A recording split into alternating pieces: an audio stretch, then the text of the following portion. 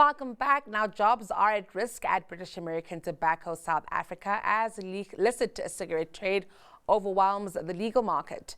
The consumer goods group now sells 40% less cigarettes than it did in 2020 and is currently in retrenchment talks with some of its staff who manage external deliveries. Johnny Moloto, who's general manager of British American Tobacco SA, joins us with greater detail. Johnny, a pleasure. Good afternoon to you. Good afternoon. All right, let's get maybe into some of the numbers here. And when we started to see the real prevalence of illicit cigarettes in South Africa's market? Well, Northano, illicit has been with us for quite a while now. I mean, since about, say, 2015, we started seeing a trend in rising numbers of illicit trade. But I think the real game changer, for a lack of a better word, was the 2020 sales ban. We went into 2020, off the back of a slight decrease in illicit trade with the new commissioner coming in at SARS. We started seeing SARS, doing a cleanup and beefing up the capacity that was lost during the Moyane years. But once the sales ban came into effect, I mean, it became just free for all market. It turned the market upside down. We came out of that with illicit way above 50% into the early 60s. And right now we're seeing illicit, sitting up around 70% of the market. So we're basically at this point, Johnny, conceding that majority of the cigarettes in South Africa are illegal. Yep. That's basically the sweet and short of it. And this is something that we have been raising, We've been beating at this drum for the past number of years now. I would say for the past 5 or so years that, we've been making sure that we shine the spotlight on illicit, conducting our own research on an annual basis to size up the illicit market. And for the first time, we are starting to see even independent, studies coming out from, for example, from UCT saying that it has reached unacceptable levels. The government needs to do something urgent now. Even the anti-tobacco lobby is starting to say that, illicit is starting to even impact the possibility of getting any measures for tobacco control in place that will be, credible for those to work. But beyond that, I mean, as you saw now, even though we're announcing a smaller number in job cuts, the point is the entire value chain is impacted. As you can see, our third-party suppliers are the ones now who are starting to be impacted, where as much as 500 jobs could be impacted. And that is 500 livelihoods. If you look at a job in our industry with a multiplier effect of 3, that means, for every job lost, there are 3 livelihoods in addition to that are impacted.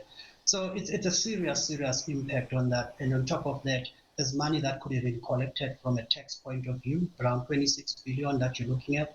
I mean, in our statement, we give you a conservative number, but if you drill down to it in terms of the real actual cost to the economy, and this is money that, could have gone to the revenue authorities. As you know, we just came off the budget where a loss or a shortfall of 57 billion was declared.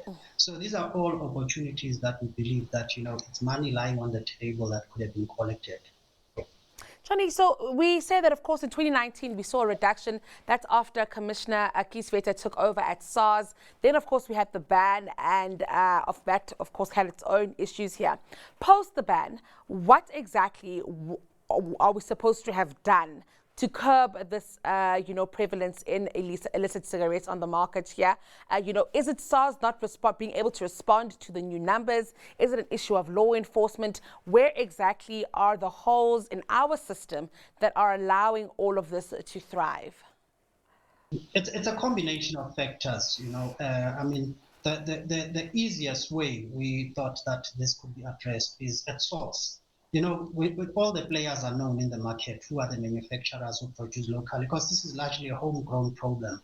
So you need to enforce at source. There are a number of solutions that you can look at, like the production counters that were implemented in 2020. We say, continue to enforce those, make sure that everybody is compliant. And if they are not, remove their licenses or close their operations. We know that there's a huge level of non-compliance. The recent case was the CCTV cameras that SARS wanted to install. We already have those in our factory that monitors production. And we know the illicit players opposed that in court. Sadly for them, they lost the case because they really had no issue. If you are doing something above board, why would you want to hide if you are compliant?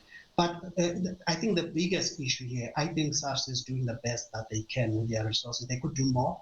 We're not saying that they could do more, but there's also the issue of shortage, of resource shortages. We know government doesn't work on the return on investment principle, but they need to start considering that. Just a 5% decline, of illicit could bring back 1.4 billion into the fiscus. So these are big numbers that we're talking about. I know people start to become desensitized to that, but it's real money in South African terms.